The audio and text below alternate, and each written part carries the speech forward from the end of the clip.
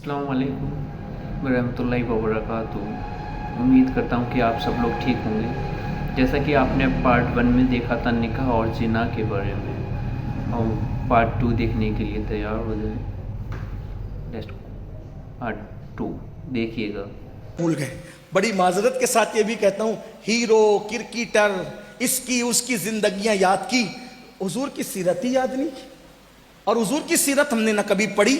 अच्छा, जब कभी ये बयान करो ना, लोग कहते ऐसा है, हमने तो कभी नहीं सुना। तो तूने नहीं सुना तो इसका मतलब क्या है ही नहीं। आदमी जो चीज नहीं जानता उसका दुश्मन होता है। नहीं सुना तो भाई आपको सुनना चाहिए था ना, नहीं पढ़ा तो आपको पढ़ना चाहिए था। खैबर के मौके पर हुजूर अलैहिस्सलाम की एक प्यारी ज़ौजा हजरत सैयदा सफिया का निकाह होता। और सफिया पाक का जब निकाह होता है तो सहाबा किराम के दरमियान एक इख्तिलाफ हो जाता है। कुछ लोग कहते हैं कि खैबर के सरदार की बेटी हुजूर के पास कनीज की शक्ल में लाई गई है, तो कुछ कहते हैं हुजूर ने उसको अपनी कनीज बना ली, सरदार की बेटी को अपनी कनीज बना ली। कुछ लोग कहते हैं नहीं, हुजूर ने निकाह किया। कुछ कहते हैं कनीज बनाई। कुछ तो सहाबा में से कोई कहता है छोड़ो, अभी बहस ना करो, बात ना करो, अभी देखेंगे।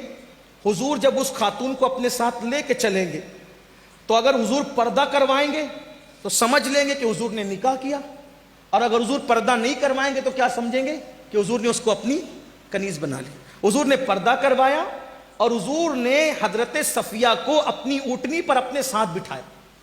तो चूंकि उनके कबीले में जंग थी तो जंग की वजह से वो सो नहीं सकी थी, तो बहुत जागी हुई थी। भाई अगर कहीं फसाद हो रहा हो तो क्या कुछ लोग बेटियां और बच्चे पलंग पे गद्दे डाल करके सोएंगे? नहीं होगा ना ऐसा। तो वो तो हर आदमी तो जागता रहेगा, टेंशन में रहेगा।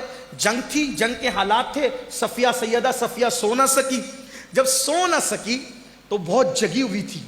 अब जब हुजूर के पास आई, देखो ये भी हुजूर का तरीका था, जब आई ना, सरदार की बेटी थी, कनीज बना कर लाई गई, तो सरकार ने फरमाया देखो तुम सरदार की बेटी हो, अगर तुम चाहो तो तुम्हारे साथ निकाह कर लें, और अगर तुम चाहो तो हम तुम्हें आज़ाद कर देते, तुम अपने बाप के पास चली जाओ, तुम सरदार की बेटी हो। लेकिन मेरे आका है ही ऐसे थे ना, जो देख लेता था दिलो जान से कुर्बान हो जाता। अरे बिन देखे जब ये आलम है, दीदार का आलम क्या।